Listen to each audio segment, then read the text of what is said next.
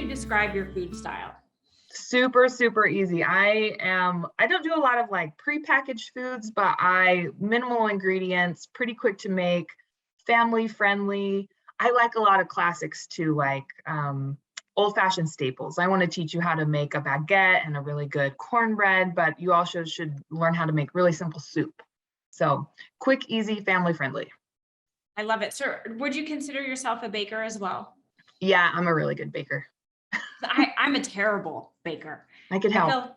I know I need some help, Melissa, because with food and cooking and like savory dishes, I feel like the recipe is just a suggestion, Right. and you get to take it from that. And I never measure anything. And, I get to kind of jazz it up or jazz it down or whatever that seems like. And with baking, it's so precise. And I actually avoided that class in culinary school because I was like, I do not want to do it.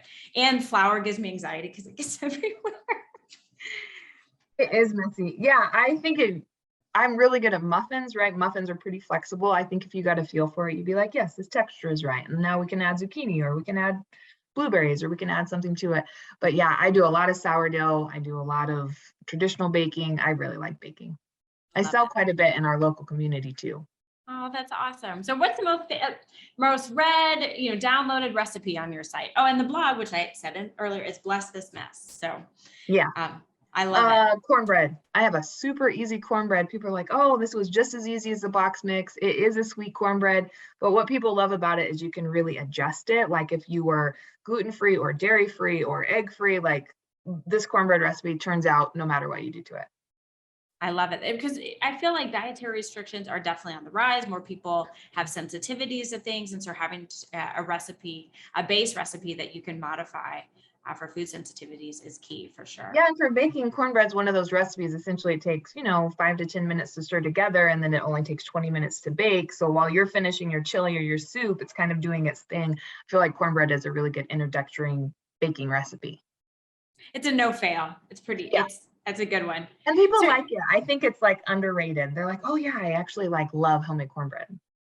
Yeah, I think because like cornbread from a box, I think, is it Jiffy maybe that we used to have growing up? It doesn't have a lot of flavor. It's kind of gritty. Yeah, a little lackluster. Mm-hmm.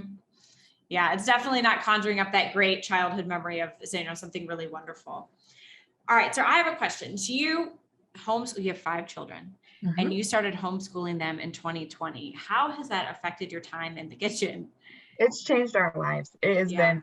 So I started in January of 2020 because I had a kindergartner that I was taking and he just was not thriving. So like right before Christmas, I was like taking him wrapped in a blanket, like crying to kindergarten every day. And I was like, awful. Oh, what are we doing? Like, this is kindergarten. And then after Christmas, I was like, everything is a 2-week adjustment. Like we were pushing, just make it till Christmas. And then I was like, try it for 2 weeks. Like, just try it for 2 weeks. So 2 weeks after Christmas, I was like, no, this is not working for our family. And so I started homeschooling the kindergartner, but then the 2nd grader, and then the 4th grader, then the 6th grade, like everyone came home. And then I just have another kindergartner this year. So for 2 years, I've only done 4 kids. And then this year was my first year with all 5.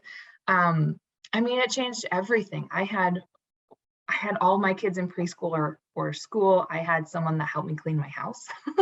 I worked during the day.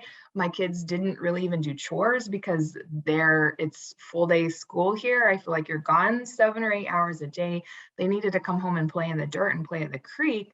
So like I would get stuff done during the day and then we would play. And it was really fun. But now we're home all day. So like life skills, you need to know how to clean your own house.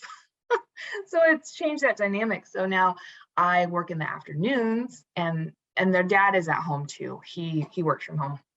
So I do school in the mornings and then I batch work in the afternoon. So like 1 to 4 or 5 is my working time now, when I used to just play with the kids. But now I'm doing stuff all morning and we have evenings.